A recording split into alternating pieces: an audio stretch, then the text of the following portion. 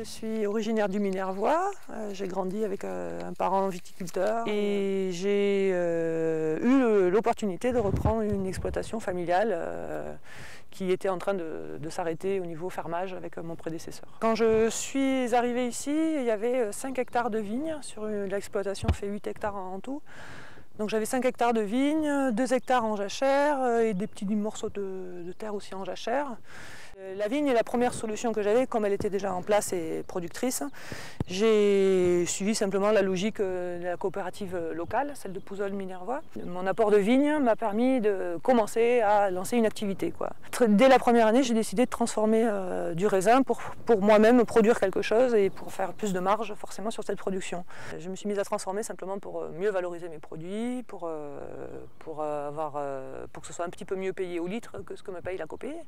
Et puis bon, il y a l'expérience humaine aussi qui est sympa, notamment voilà, les vendanges un peu à l'ancienne, avec la troupe de copains, on fait le pique-nique sur place, enfin voilà, ça reste un peu une échelle un peu familiale quoi, et de copinage.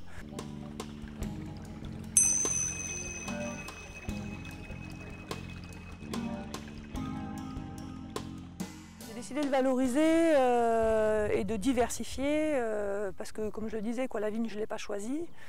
Et que simplement autour de moi je vois comment ça se passe, quoi. Le travail de la vigne à mes yeux était quelque chose de très ingrat, énormément de traitements, énormément de maladies, beaucoup de pression au moment des vendanges, énormément de stress. Je me suis lancée dans l'arboriculture en ne sachant rien faire à la base, hein. J'ai acheté des arbres, donc il y a à peu près 300 amandiers, une trentaine de figuiers et 70 grenadiers. J'ai choisi mes variétés de fruitiers et les différentes espèces en fonction de leur aptitude à résister à la sécheresse, parce qu'on est amené à avoir de plus en plus de problèmes d'eau. Je prends une plante qui est acclimatée à ma région. Et puis ensuite, voilà, ce sont toutes des variétés très rustiques, très peu sensibles aux maladies, s'ils sont conduits raisonnablement, quoi. Donc pas trop gavés en eau, justement, pour pas déclarer des maladies qui pourraient être évitées. J'ai choisi l'amande en premier parce que j'ai vraiment une affinité avec ce fruit que je trouve excellentissime.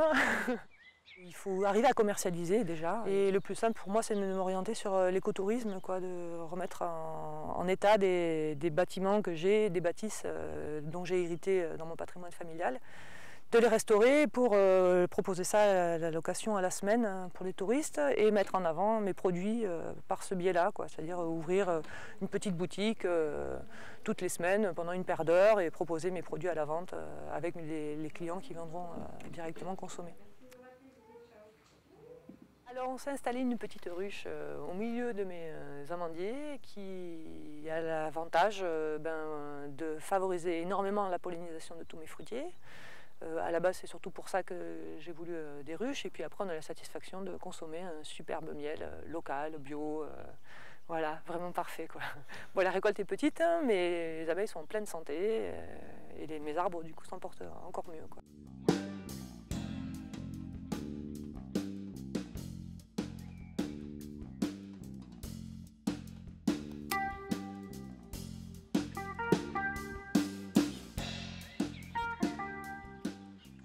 Moi j'entends par durable une espèce d'équilibre naturel, de respect mutuel entre le travail humain et le respect du végétal.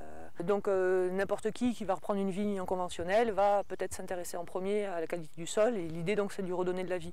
Et pour redonner de la vie au sol, il faut lui apporter de la nourriture aux micro-organismes en fait. Donc moi j'ai opté pour la solution du compost de bois. Et donc l'idée c'est on dispose de ça sur le sol et on va redonner de la vie au sol simplement parce que les micro-organismes vont se développer et les vers de terre vont reprendre place. Et le meilleur engrais du monde, tout le monde le sait, c'est le caca du ver de terre.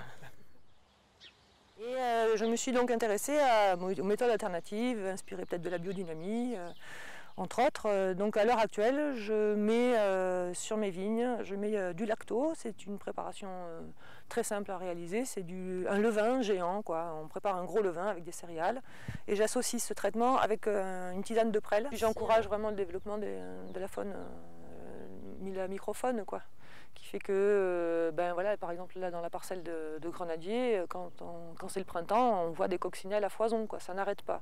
Le plus gros prédateur du grenadier, c'est le puceron, Moi, je suis hors de danger parce que j'ai les coccinelles qui sont là et qui font le travail à ma place, quoi. Donc moi, ce que je mets en avant, c'est plutôt la qualité de vie et la qualité du travail. Et faire son métier vraiment paisiblement. Voilà, moi, j'aspire à ça, quoi. Puis le partager, donner du plaisir et faire goûter, et puis partager ça avec mes enfants et faire découvrir ça au maximum de personnes, quoi.